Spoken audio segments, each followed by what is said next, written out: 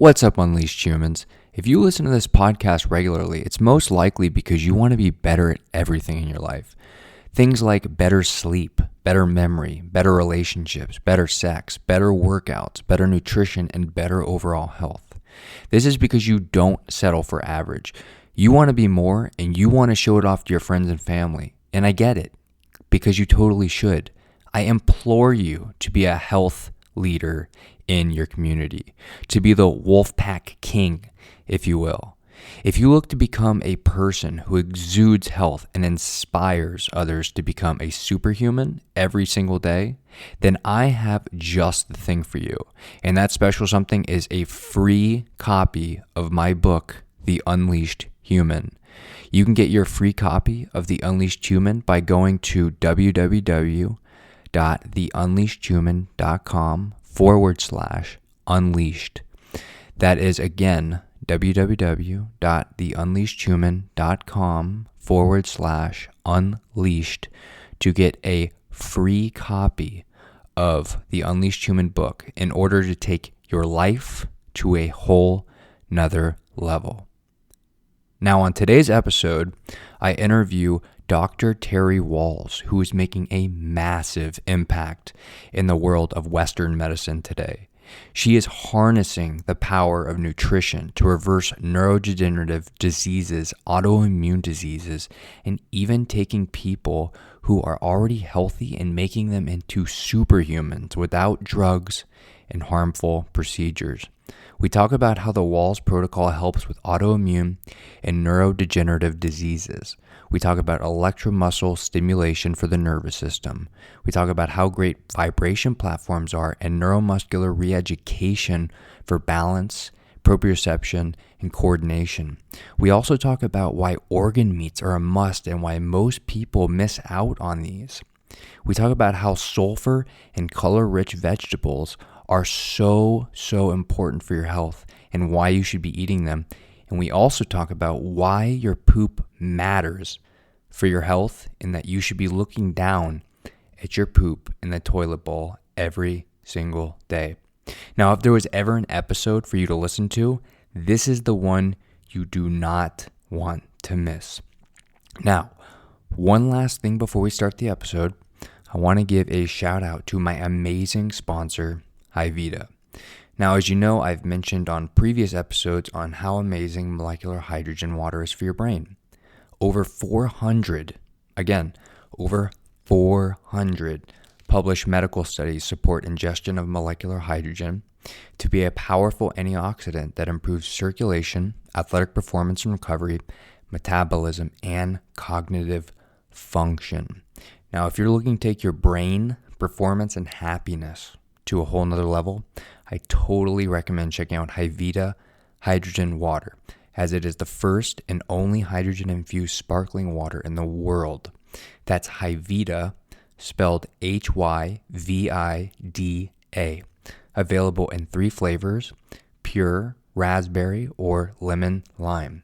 Now, for Unleashed Human listeners, you can get 10% off your purchase of HiVita by going to Amazon.com and at checkout on Amazon, type in the promo code UNLEASHED.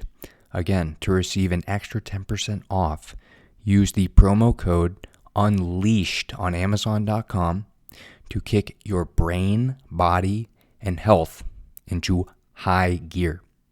Now, without further ado, let's start the show with my amazing guest, Dr. Terry Wahls.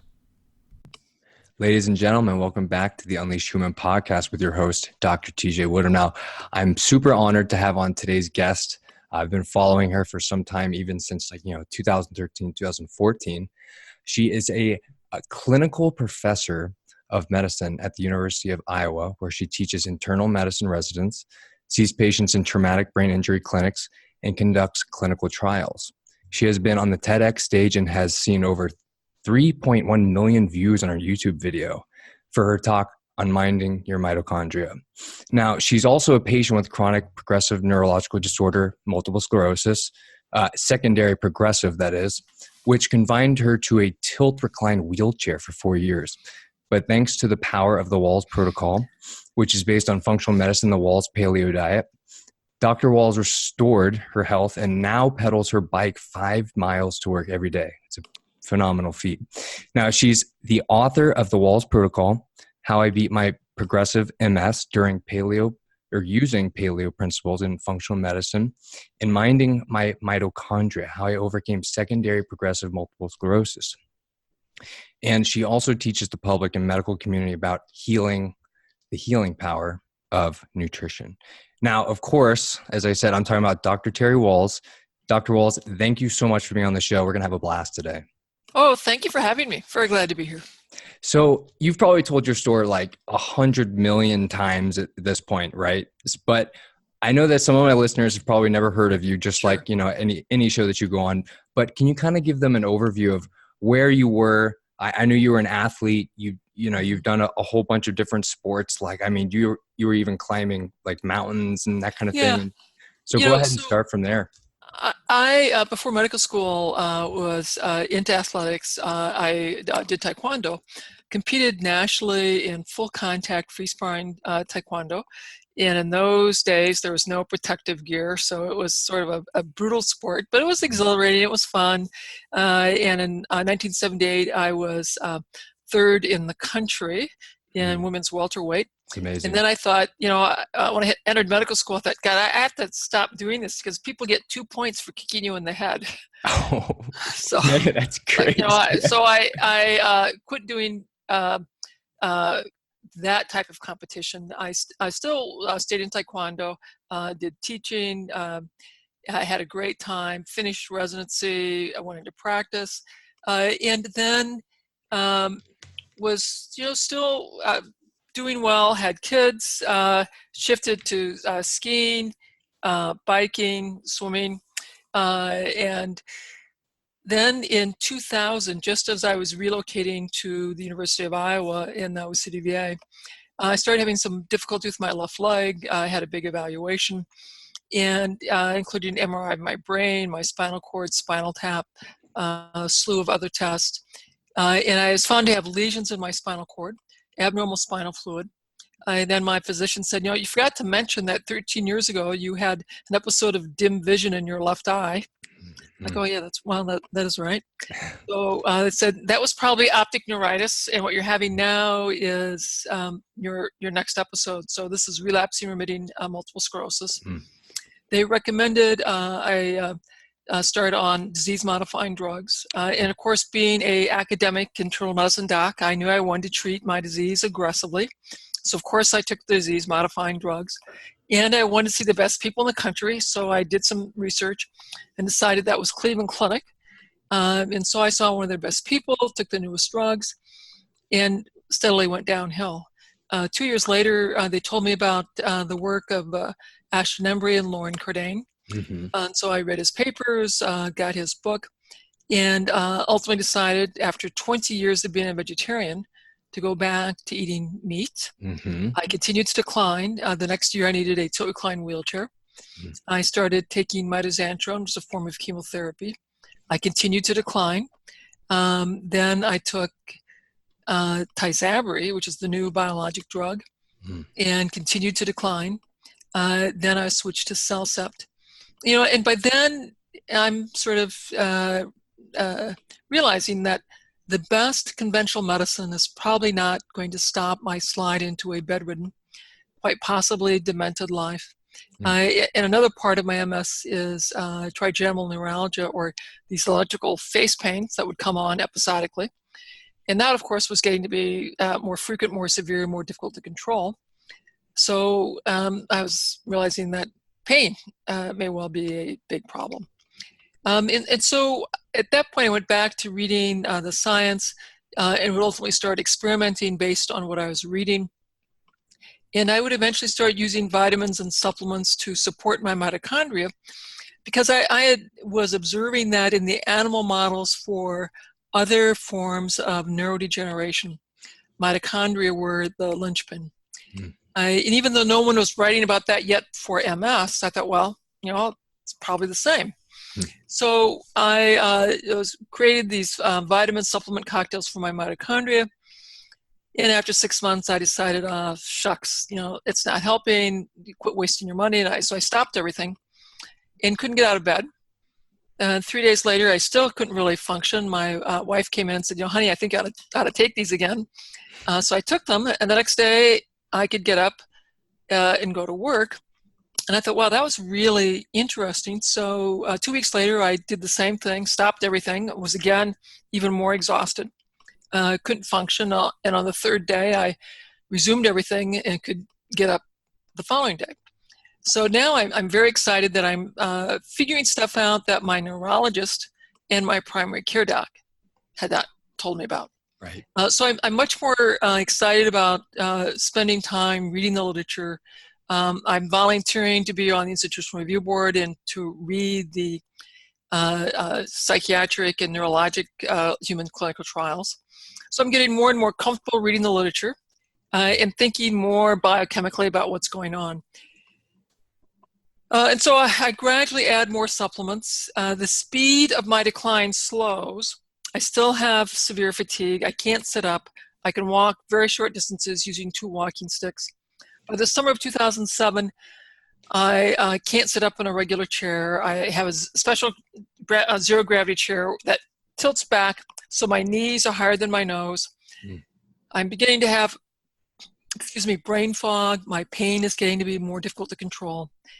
My chief of staff, and I think reasonably does this. He tells me he's going to send me to the traumatic brain injury clinic come January. I'll see patients with the psychologist, psychiatrist, a phys med doc, the speech pathologist. There'll be no residents. And my wife and I talk about that. He goes, that's a job you can't do. You're not strong enough. And I'm like, and I knew that was probably the case. It's like, well, come January, I'll go to that clinic and either I can do the job or I can't, and then I'll have to finally apply for medical disability. God works in mysterious ways because the following, I think it was about 2 weeks later, I am reviewing the IRB protocol that introduces me to electrical stimulation of muscles in a group of paralyzed vets.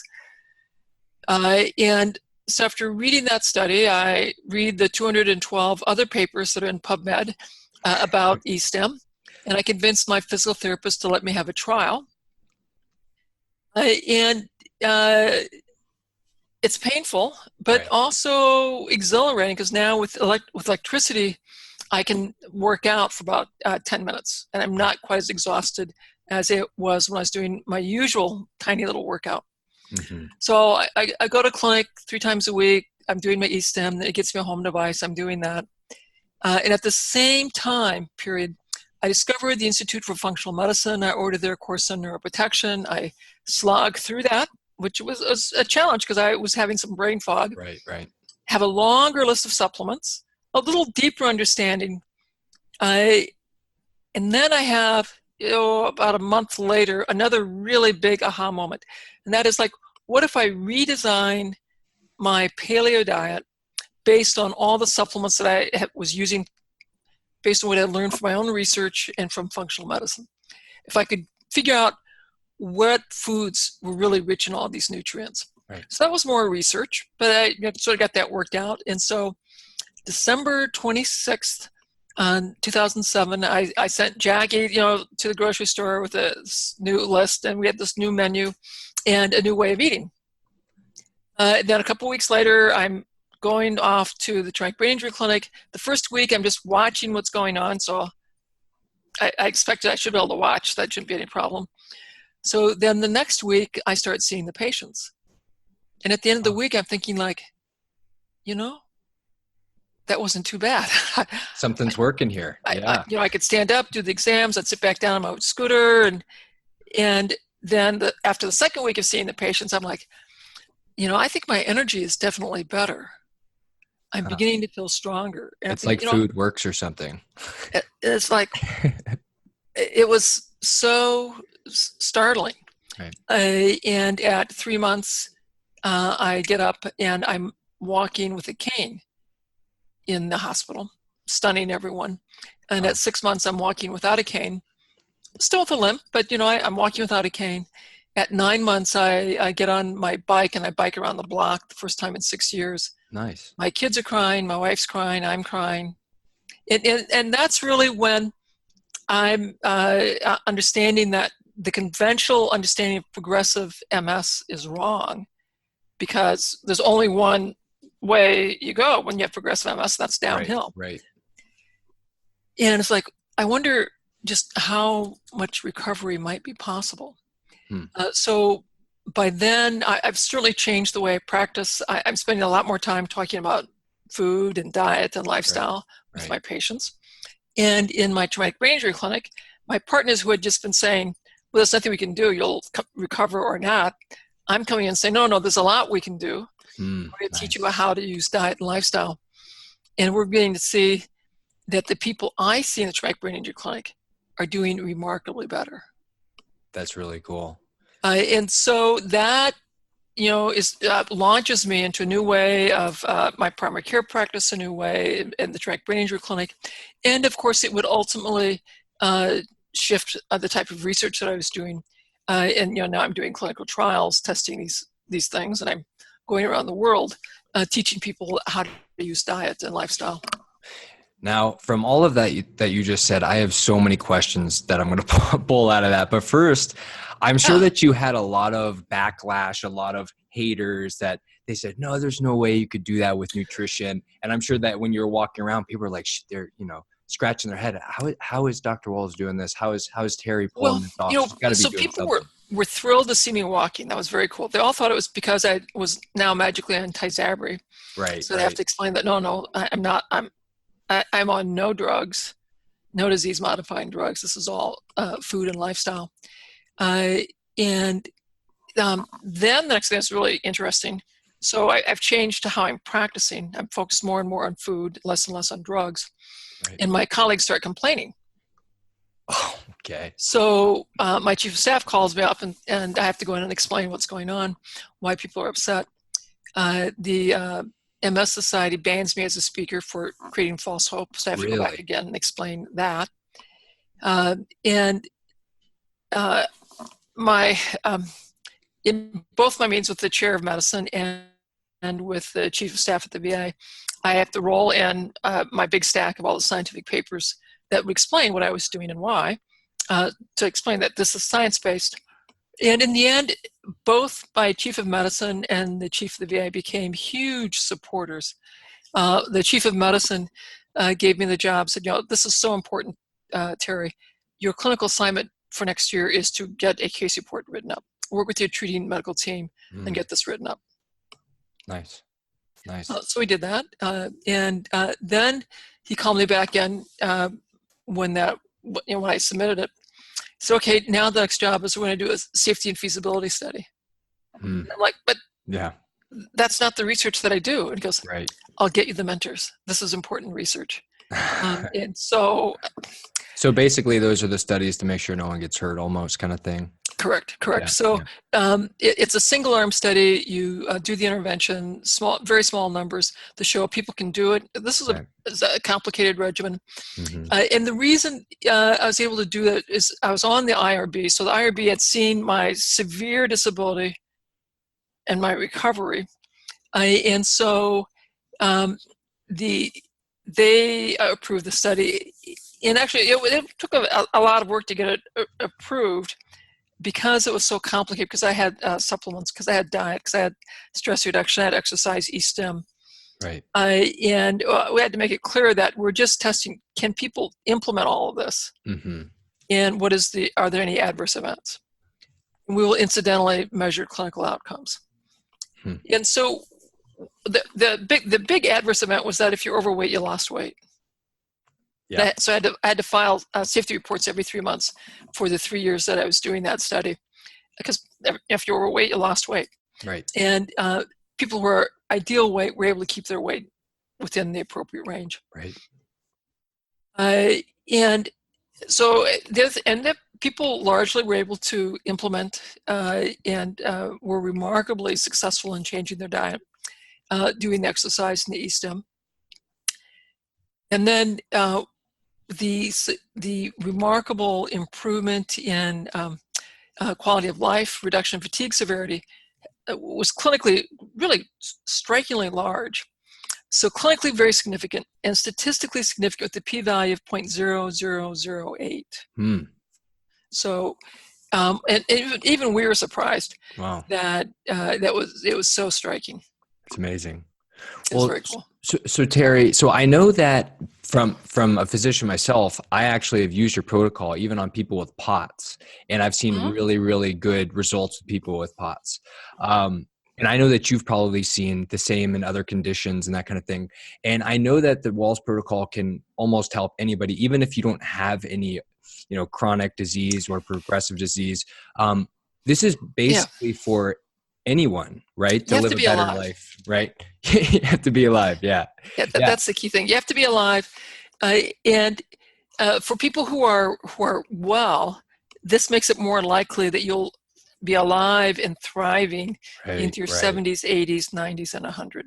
Absolutely. We all want to have our brain in optimal shape. I mean, I want to be playing chess and Scrabble with my great-grands when I'm 90 and 100. How old do you want to be, Terry? Well, I plan on going to 120 because I like it. I want to see what happens to my kids. Yeah, absolutely. They've got interesting lives. I want to be around and be able to enjoy that whole journey.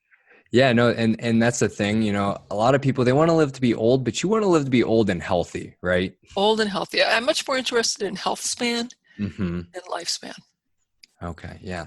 No, I know a lot of people, they're trying to just take their life, to a whole nother level, but it's like, we need to slow down and see what really works for you, because sometimes I think people try to take that boundary to another level where they're actually stressing their body, Yes. So I think there needs to be a medium, obviously. But I think the things that you're showing the protocol, because it's not just the diet. I know you talk about toxins and stress as well. So Terry, can you kind of jump into the protocol? Like, sure. most of it's, kind of like a, diet kind of thing, but let's kind of give like an overview of what it is. So we have a very intensive diet that I've really worked on designing specifically for your brain. And I've written it level 1, level 2, and level 3. So that people can sort of ease into, because just going gluten-free, dairy-free, lots of vegetables is a pretty big change for most. Well, just taking out carbs and dairy is a lot for somebody. That's a big ask. Right. And then at the next level, we start talking about fermented foods, organ meats, seaweed. And then at the next level, I talk about the benefits of a ketogenic diet. Nice. Then, I also talked a bit about what we call the elimination diet, where we take out nightshades and all legumes and go on more of a low lectin diet. Right. Okay. Gotcha. So that's the dietary principles. In addition, then there's the other environmental and lifestyle factors, trying to get your the toxic load in your body reduced as well as you can. Exercise. If we aren't using our body, it's going to be replaced with fat or disappear. Yeah. So talk about exercise. I talk about rehabilitation. And with that, we spend a fair amount of time talking about electrical stimulation of muscles as part of that rehab program. And we talk about meaning, purpose, connection. Because in order to go on this journey of changing my diet and working step by step through all these other environmental factors, it's very helpful to know, why do I want to do this? Right. What is the meaning? What is the purpose? What are my connections? That's a few people can just do it on their own, but we're much more successful if we're doing it together as a family with some other people that are important in our lives. I totally agree with that. And I'm really glad you brought that up, Terry, because I know, for instance, when anyone's trying to change their diet lifestyle, or, even in our office, when they're going through a corrective care phase, when they're actually going through conservative chiropractic care, trying to change their spine and their nerve conduction velocity and that kind of thing, they have to have their whole family on board, because they need to know what their spouse or, their loved ones are doing. Also, I'm glad you brought that up, because we know that the societies and the populations that live the longest in the blue zones, they have high levels of community. Yes. They do everything together. That's why they're happy. That's why they live into old age the way that they do, in a healthy way, right? So I'm really glad you brought that up, because I think that's a big thing we miss out on. Correct. And some people used to say the the pockets of centenarians have to do with their genes. No. It has to do with their environment. Right. We all have those great genes. And as soon as those pockets adopt their traditional lifestyles and adopt a westernized sedentary lifestyle full of sugar and carbs, Right. they develop the diseases of chronic disease that all of us are developing as well. Absolutely. Yeah. And before we jump in, because I'm going to ask you a bunch of questions regarding organ meats, because I've been down that road. Yeah. So I'm going to ask you questions there. But first, before I forget, I want to ask you about electrical muscle stimulation, because most people, when they think about that, they think about it as like a TING unit, or it's just used for pain, when it's much more than that, right? So can you kind of touch on that? Yeah, so it is used for pain. And that was probably its original use, was to help people modulate pain. But now, in addition, the earliest use for e-stim was to help provide current to the motor nerves of the muscle and help the muscle contract. And we can use that after people have had a acute orthopedic type injury to maintain muscle mass while the person is recovering, or to grow muscles more quickly. And this is a legal way athletes can use to increase muscle size, mass, speed, and endurance that does not involve banned testosterone or other steroids. So many of our athletes the Russians, they're using they're using e-stim to increase the human performance. Now, in the last decade, really, but probably the last 2 decades, various scientists have also begun using e-stim as rehabilitation for a variety of clinical scenarios. And probably the first group that was using this were folks in the traumatic paralysis group. Were using functional electrical stim to maintain muscles and bones and improve quality of life for those folks. They're still not walking, but maintaining muscles health had a huge impact on those individuals. Now, in addition, some folks are using e-stim as part of a rehabilitation to grow more muscles, better coordination, post-stroke, cerebral palsy, rheumatoid arthritis, osteoarthritis. I've studied with MS, and of course, traumatic brain injury, and just traumatic injury in general. So e-stim is certainly a known technique that clinicians have been using for a long time to facilitate rehabilitation. What I've brought to the table is to say, and we should have a rehabilitation goal for MS patients, that we treat them medically using the Wahls Protocol to stop the inflammation, stop the degeneration, stop the progressive damage. At the same time, we want to rehabilitate their muscle strength with an exercise program. And if you can access it, electrical stimulation of muscles to help augment that exercise. Not to replace, but to augment. Got it. Cool. Well, so Terry, have you also tried vibration platforms? Have you been doing pretty good? Oh yeah, I do that too. So I keep reading the literature. I do a variety of interesting things, and I talk about that in my book. So pulse electromagnetic fields. I've gone down that route. Cool. And certainly the vibration platforms. And it was the same researcher that was studying the e-stim and the paralyzed vets. He studies the vibration platforms as well. Gotcha. So I go check in with my colleagues, see what they're up to, and then I go check it out, get the device, and see how it works out for me.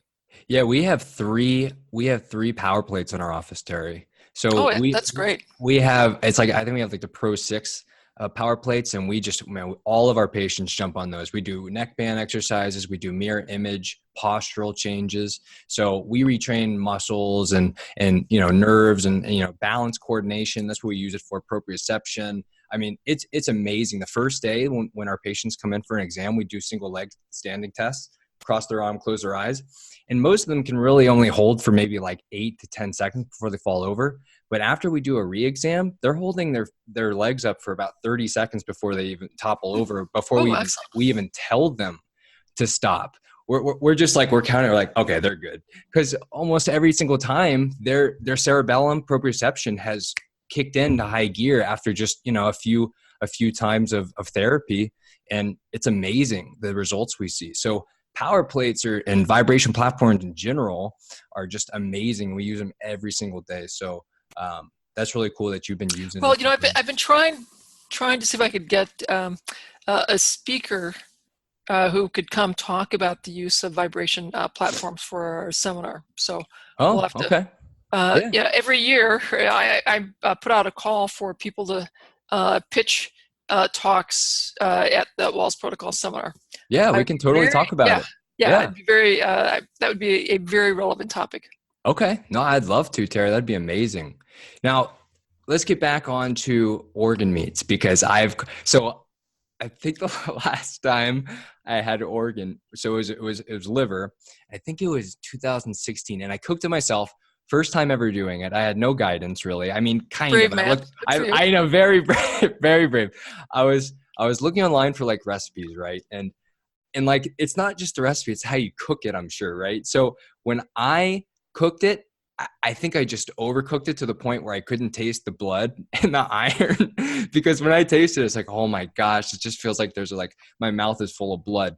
How do you make liver taste better? Oh, it's delicious. My kids actually like liver and onions a great deal. We love liver pate. When they want to have a special meal for friends, they'll make bacon wrapped chicken livers or bacon wrapped lamb liver, which is really quite lovely. One of the key things is to not overcook your liver. Okay. You leave your liver rare to medium rare, and it will be much tastier. So I'll fry up some onions, take them out of the skillet. Then lamb is my current favorite, although any of the other livers are fine. I'll put them in the skillet, watch them carefully, brown them slightly on one side, then flip on the other side with a low temperature, take them out, try to be very careful to not get them well done. If they're well done, they'll just be terrible. Okay. I'm very happy with meat rare, so I'm happy with it rare, but medium rare would also work. You want it pink, a little pink on the inside, and that's very tasty.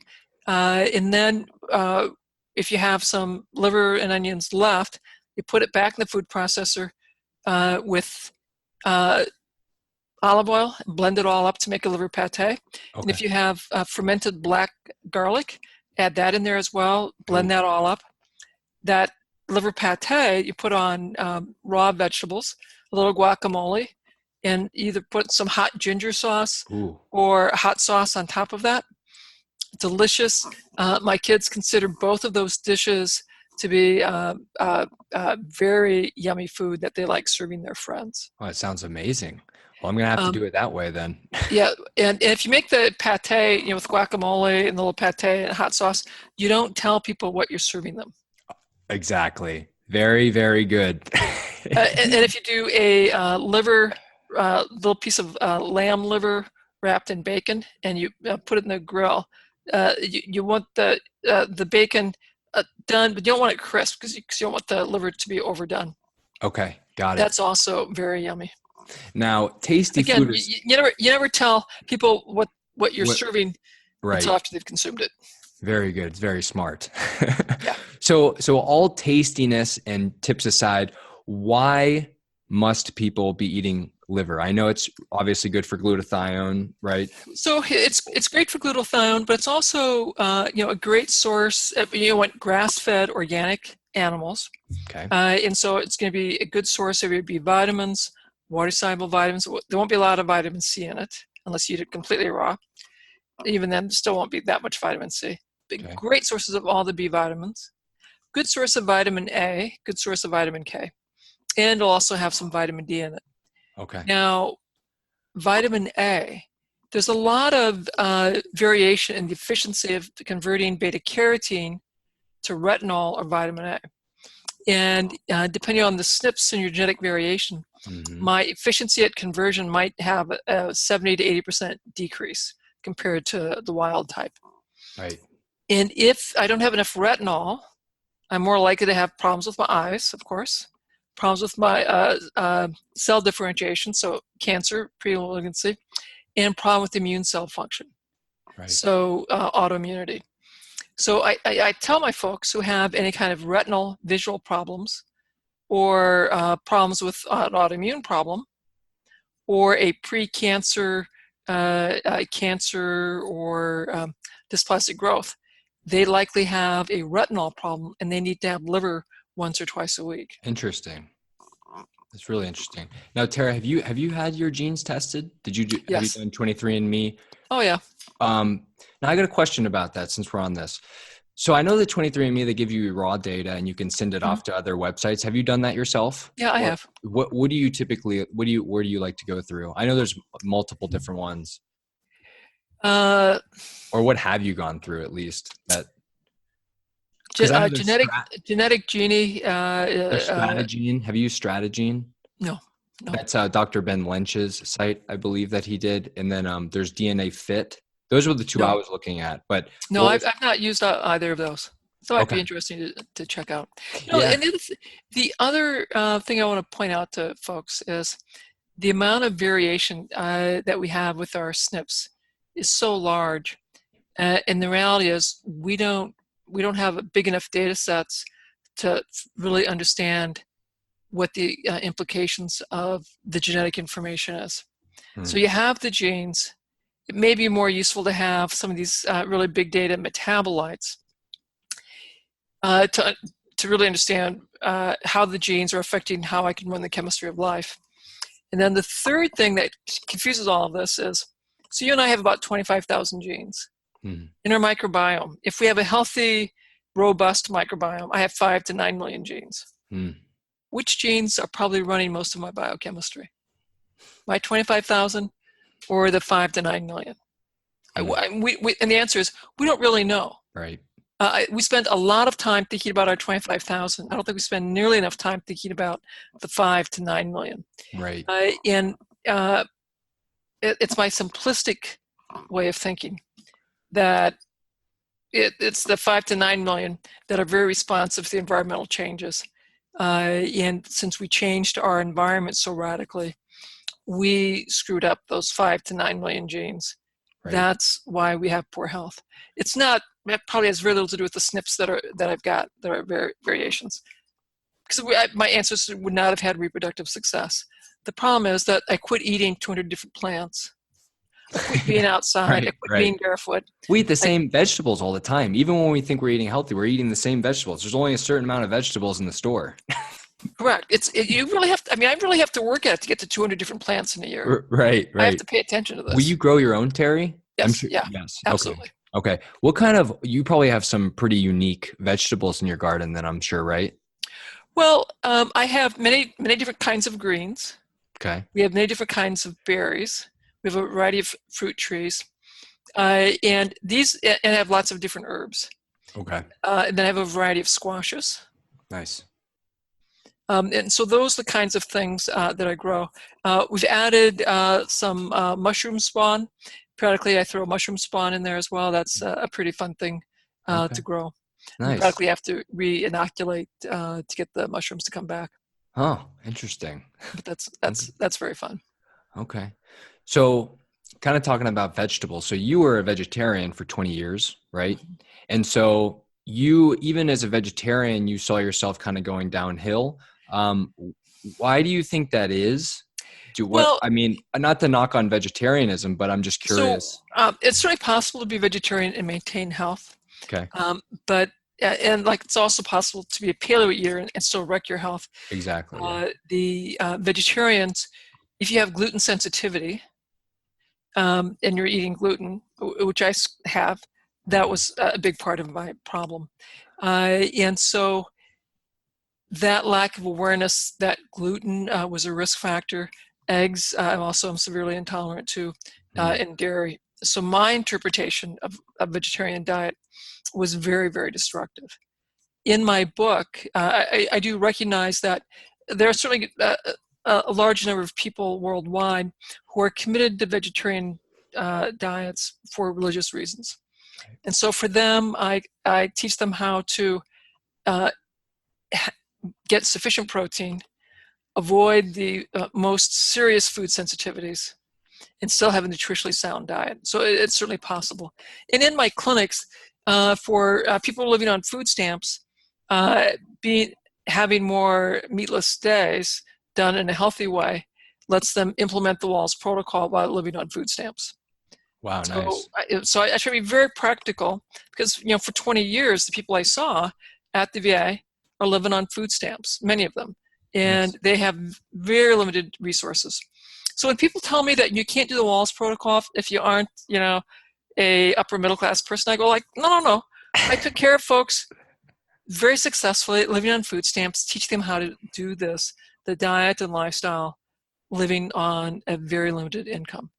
It's certainly possible. You do have to learn how to cook. Yes, you got to learn how to cook. Cool.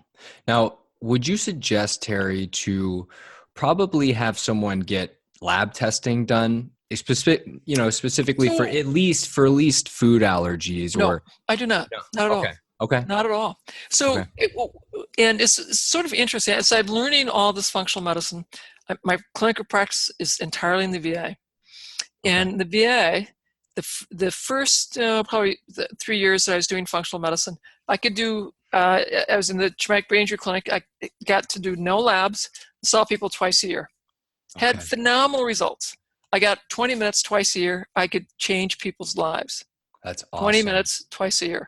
All I had was inspiration, education, and human connection. And we did very well.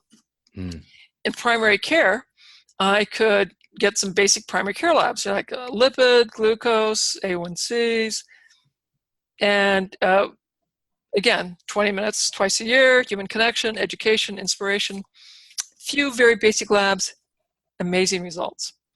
Then my VA chief of medicine and chief of staff said, we want to take you out of primary care. We want to take you out of the traumatic brain injury clinic. We want you to run a clinic just for how you want to practice. And we called it the Therapeutic Lifestyle Clinic. Nice. And so now I get to do a few more labs. I get to do an insulin and a homocysteine. Okay, nice. And a vitamin D level. So for the homocysteine, you were just looking for methylation? Just methylate. And so, again, I'm doing very basic labs that we did at the VA, no fancy functional medicine send-outs. And this is all in terms of the history of the exam, the connection. I had such demand. I was doing this all through group classes. Nice. And we did, again, very well. So from my point of view, the beauty of having to practice that way for 10 years is I realized it was actually quite liberating because I had to tell people, look, if you want to work with me, here's the diet you're going to have to follow. And if you're not ready, that's fine. You can go work with a dietitian and they'll help you tune up your diet. You come back when you're ready to follow this diet. Nice. And we'll have some very basic labs that we will monitor your progress. And so there was no argument over, I think you have food sensitivity, we have to do food sensitivity tests. It's like, here's the diet. When you're ready, come back. When you're not, if you're not ready, that's fine. Just go see your primary care doc and ask for a referral back when you do want to do this. And, people would wait 6 months to get to see me. So if I said, here's the diet, here's the ticket. Then they were going to do it. You have to punch. They were happy to punch that ticket because they'd already waited a long time to get in. That's super cool. And I'm sure, like you said, it was probably pretty liberating when you first started with everything, everyone was kind of pushing you back, and it's like, that can't be it. But then eventually it's like, maybe Terry's onto something here. And then they let you do what you got to do, Correct. And what happened was my clinical success. And then at the same time, we were doing our research, and the research was so striking. The videos of the gait changes at baseline in 12 months were so striking as I went around to various departments showing, presenting our research and the videos. It's like, wow, she's onto something. Then our paper started getting published. And then the other thing that was striking was the university was getting phone calls from philanthropists saying, we want to make a donation to the Wahls Research Fund. Wow, nice. That's awesome. And so that allowed us to do several more pilot studies that we could keep generating, remarkable positive data. That's really cool. Eventually, let me write some very successful grants. So we now have much larger studies going on. Now, before I forget asking this question, you're working with some multiple sclerosis foundation societies right now. Is Right. that correct? So the National Multiple Sclerosis Society Okay. is made a research priority after my book came out, and they realized their constituents really wanted them to answer the question, does diet matter? So they put out a call asking for dietary studies and funded us. So we've got over $1 million. It's a 4-year Wow. study. Nice. We'll be recruiting people through April of this spring. You have to have relapsing remitting MS, fatigue, and live within 500 miles of Iowa City. Okay. People come in, we do the baseline assessments, have them eat their usual diet for 12 weeks. Then we randomize them to either the low saturated fat diet or the Wahls diet. Train them on the diet, bring them back in 12 weeks, do all the clinical assessments again, bring them back in another 12 weeks. So it's a 36-week time period and 4 visits. We should be done with all of our study visits at the very end of December. And then in 2020, we'll be analyzing our results and presenting them around the country. It'll be cool. I bet you can't wait. That's going to be It'll fun. be very exciting. So I kind of want to switch gears here. You were talking about saturated fats. I know that's a big thing. Everyone talks about how saturated fats is so bad for you, all that kind of stuff. Why do you think that meat today gets such a bad rep? Because in my personal opinion, I think it's really the conventional meat, the meat that you find in factory farms, that they're doing these research studies on, that meats that's absolutely garbage. They're not testing organic pasture raised meat. Right. It's a different product. Yeah. You know, these animals are consuming foods that they're not meant to consume. Mm-hmm. They're raised in stressful environments. So yes, it's a very different product. And then the other thing that we have to keep in mind is, as we're trying to digest this different product, we have a different microbiome that's helping us do that digestion.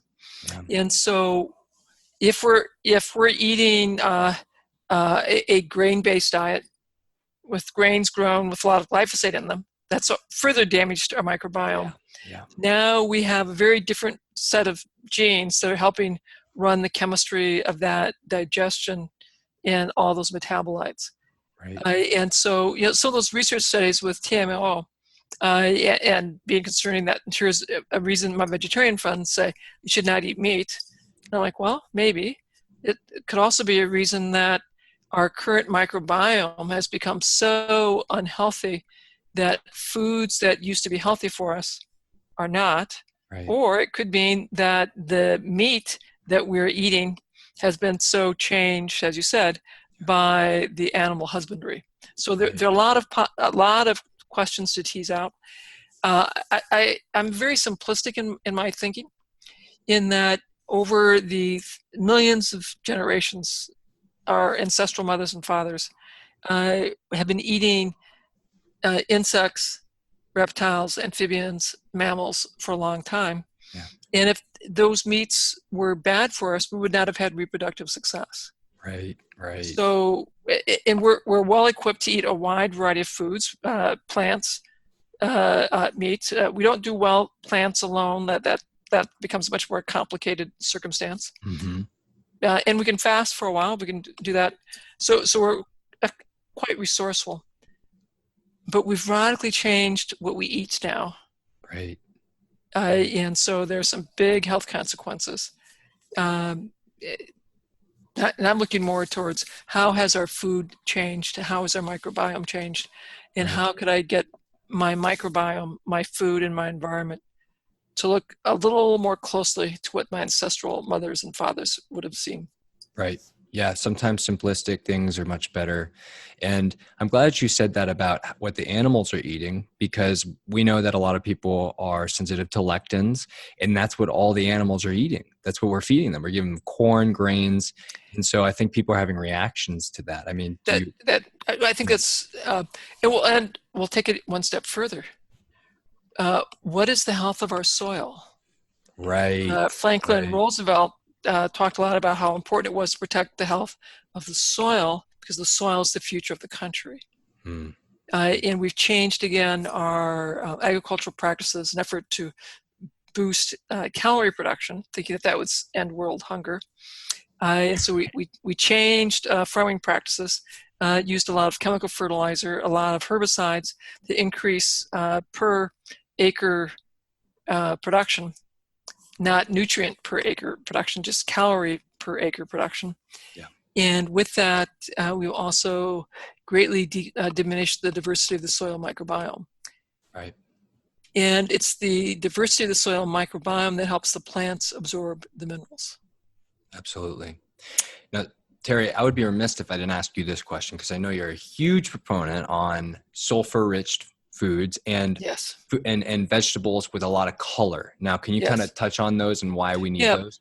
So the three big categories: lots of greens. We're very short on our vitamin K2, short on our carotenoids. Greens really ramp that up.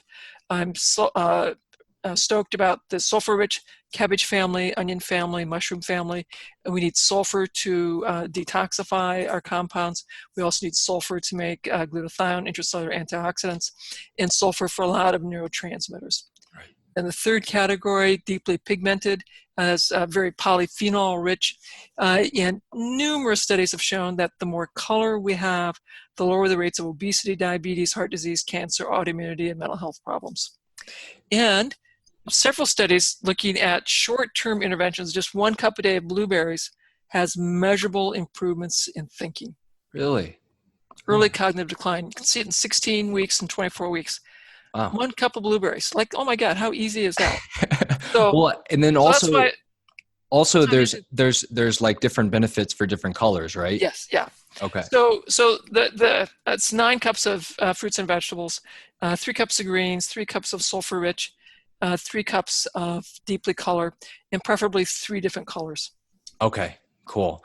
And then the other question I have also, Terry, is that what is the difference between raw and cooked vegetables? Because I typically I'll put all my vegetables in a steamer.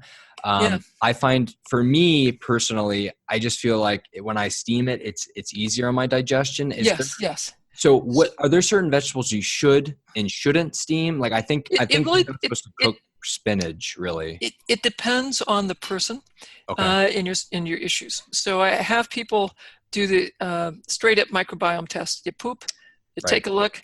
Right. Is it rock, log, snake, pudding, or tea? Yeah. If it's pudding or tea, you have to cook your vegetables and stop the fruit. Okay. If it's a snake, you get a gold star.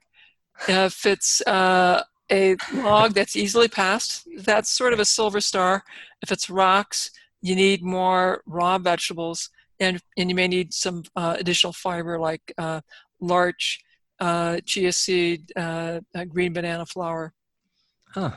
Okay. Wow. That's I actually didn't think about it. Yeah. And it's it's funny, Terry, is that a lot of people don't actually look down at their stool. No, we're embarrassed. Yeah. And then when people talk about it, they don't want to talk about it. It's like, that is your health in the toilet bowl. Like whatever you poop out, it's like almost your health. Absolutely. When I was a intern in medical school, our elderly patients would tell us that if they knew they could feel better, if they could just have a good bowel movement. And we would laugh and make fun of them. Yeah. And of course, and now I tell the medical students, I feel so bad because my seniors were so wise. They were so correct. That's all about the microbiome. Huh. That's really funny. Wow. Yeah. Well, I actually did a little bit on your stool and the color and consistency. And it was really funny, the reaction. Everyone's like, oh, I didn't know that. And then I had people messaging me either on Instagram or on Facebook. And they're like, hey, man, just want to let you know, I looked down on my poop and it's all good. Or then some people tell me, hey, man, my poop's not looking too good. What should I do? And I thought that was really funny. But, people should pay attention. Yeah. We've got to pay attention to that. So in clinics, we've practiced giving each other advice on how to deal with rocks, logs, snakes, pudding, tea. That's amazing. Yeah. I like that. Now, I'm going to kind of switch gears here on you, Terry. So I know that with multiple sclerosis, you really need to work when you get to the point, if you have it where it's debilitating, you need to work up to it. But obviously, you need some balance exercises, proprioception. We touched on the vibration platform. What were the kind of things you were doing exercise wise then, and then what are you doing now? How have you kind of progressed? What are like the things that you've kind of picked So up? when I started, I was so weak. All I could do was I'd lay on my back and reach up towards my knees. Wow. That was my Wow. exercise. Wow. So a stretch. Yeah. Okay. And I progressed. Yeah. Yeah. Yeah. I had some very basic pull exercises I did in addition to that. I now stand on one leg, brush my teeth with a non-dominant hand, and while Nice. I'm brushing my teeth, I do hip hikes on the other leg, and then after I've done that on both legs, while I'm still brushing my teeth with my non-dominant hand, I close my eyes, Nice. standing on one leg, and I have my back to the corner, so that because when I close my eyes, this is tough, and I began to falter, and so open my eyes, get set again, and then I close. So I'm doing better, so I can stand longer with my eyes closed. And what I tell people is, you want something that's a little bit hard. When it gets Right. easy, then you have to do something that's a little bit hard again. Right. Right. And if you can't do it, it's too hard, then you have to back off. You want something just a little bit challenging. Gotcha. Yeah, no, that's super cool. Have you noticed that your non-dominant hand has actually gotten a lot better? How long have you been Yes. brushing your teeth? Is it almost like your right hand?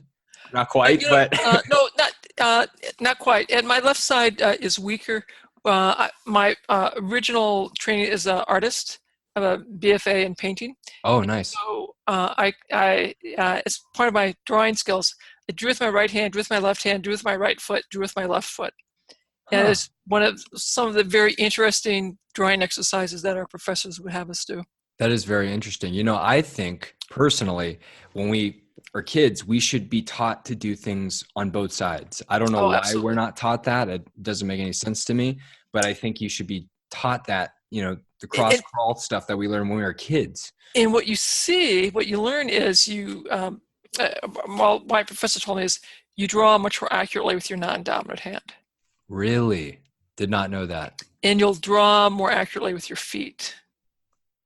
Wow. Because if you draw with your dominant hand, you draw what you think you're seeing as opposed to what you're actually seeing. Very interesting. It's all about learning how to look and how to see. Huh. Wow. Well, I was brushing my teeth with my non-dominant hand for a little while there, and then I got lazy. So I will admit that. And then start doing it with standing on one leg, then start doing other exercises. Right. So you keep advancing the challenge while you're brushing with your non hand. Yeah, I got to pick that back up. So Terry, other than your the research that you discussed earlier, are there anything else you're working on right now? So I have a seminar that I run for the public every summer, and we are also doing a health professional training certification. So we have that's part of the live event, and I have that as an online training, and that's been going very, very well.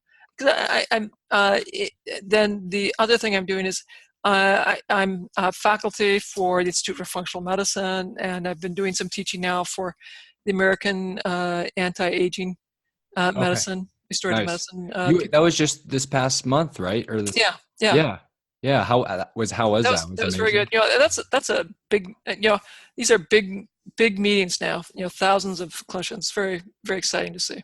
That's super cool. Now, Terry, I've asked you a bunch of questions, but is there any other thing that you do in your daily life that's out of the ordinary, maybe kind of like esoteric in a way where, I hate to use the word biohacking all the time, but are there other things that you do? Cold showers. So I do cold showers. Nice. I still do e-stim.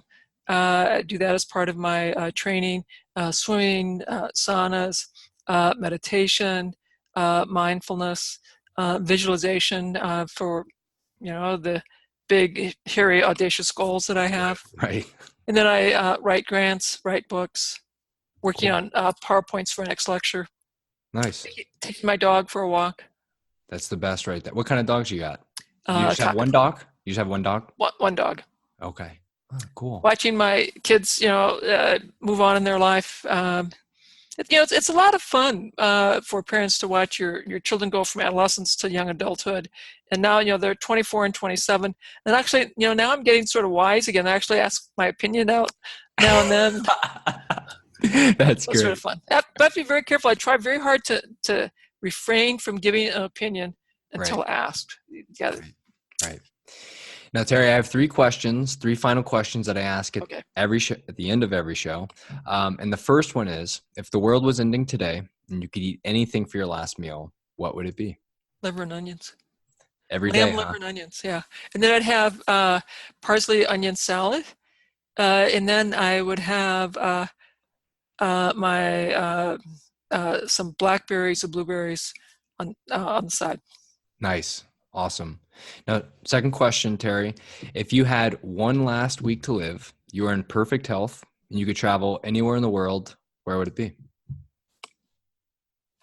Well, as long as I'm with Jackie, that would be the key thing. It would be lovely to go back to Nepal and go hike back up to the Langtang Peak.